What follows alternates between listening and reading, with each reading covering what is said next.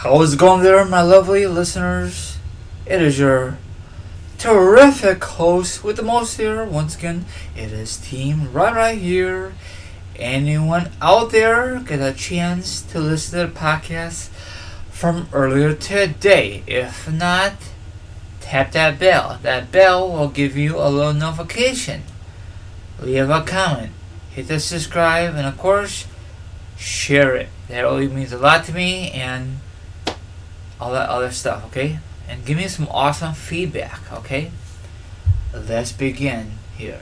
I will discuss for you wrestling news, wrestling topics, and a lot of interesting topics to discuss for you. So sit back, relax, put your feet up, grab something to eat, grab something to drink. Now, my listeners, if you don't do nothing like that, maybe you want to chill like a villain and hear my thoughts and opinions on a certain matter. Let's freaking roll it. Now, do you guys remember one WWE superstar named Carlito? I sure do. Now, when he first debuted back in, I think, what year was this? I gotta look it up. I think it was 04, 05. I don't remember, but he had a face-off with John Cena, and eventually he beat him for the U.S. title on his first night, I think. And then I think a couple months prior to that, he was the Intercontinental Champion. And then before you know it, WWE released him. And he was never a main eventer. He was always stuck in the mid-carder. And some people love him. Some people did not like him. He came out with the awesome catchphrase, the shirt, his own talk show. The only one I really like, well, probably just two of them. Well, three. Piper's Pit, because I grew up in that era, you know. And Y2J one. There's a lot of talk show, but of course, Piper Pit is the best one, bar none, okay? And everyone out there trying to top or do the better version of Piper Pit version, you know what I'm saying? They had a snake pit. This is, I think it was the early 90s. And they had the Birdie Love show. A lot of them last pretty long, and they had the Edge one, Cutting Edge. You know, a lot of these superstars had a lot of talk shows. So, Carlito Cabana, I remember that. It didn't last that long. A lot of people didn't like it, but whatever. Now, the reason I mention this, Carlito has one issue with the WWE NXT system, okay? Listen to this. The former WWE Superstar Carlito recently spoke on the chair shots to the something show. Don't judge me because I'm not going to give you the whole information. You guys can check it out about his WWE run. The former Intercontinental Champion and was released from the 8 years. Wow, 8 years ago. Wow, time goes so fast. He currently traveled the world and working the independent circuit. Carlito discussed what he has been able to learn since being let go from the company and how much difference of a performance he is from who fans saw in the sorry if I'm not saying this all correctly, the words, okay?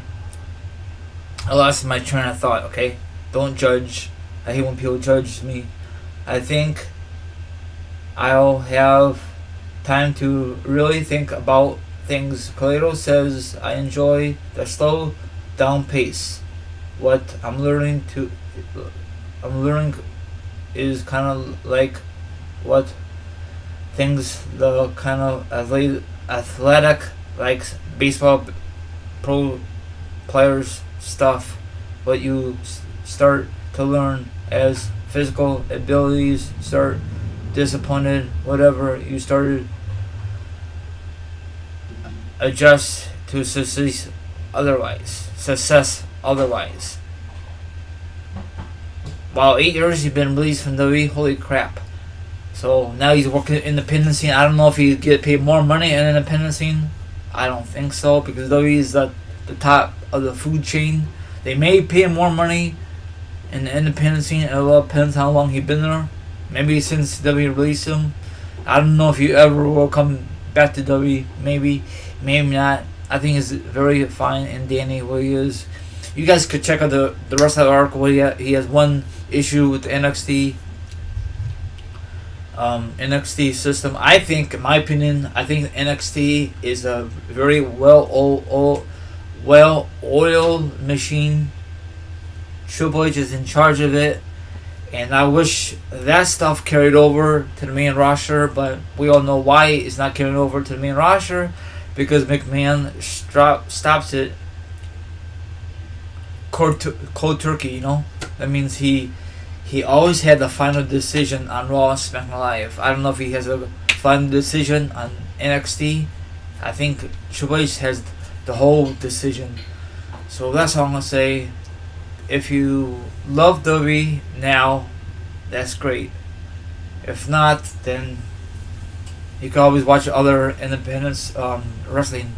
Or you can watch the old school WF tapes, DVDs, or if you have some Blu-rays, or watch it on the network. But on the network, they cut a lot of stuff. Oh, I forgot to mention from earlier today, on this day, August 25th, 2002, Brock Lesnar beat The Rock for The Rock's Undisputed Championship, and he was the youngest champion to win it, and that was a great moment. Actually, the whole SummerSlam card was very awesome. I really gotta watch it. Maybe I'll watch it later on tonight. Who the hell knows?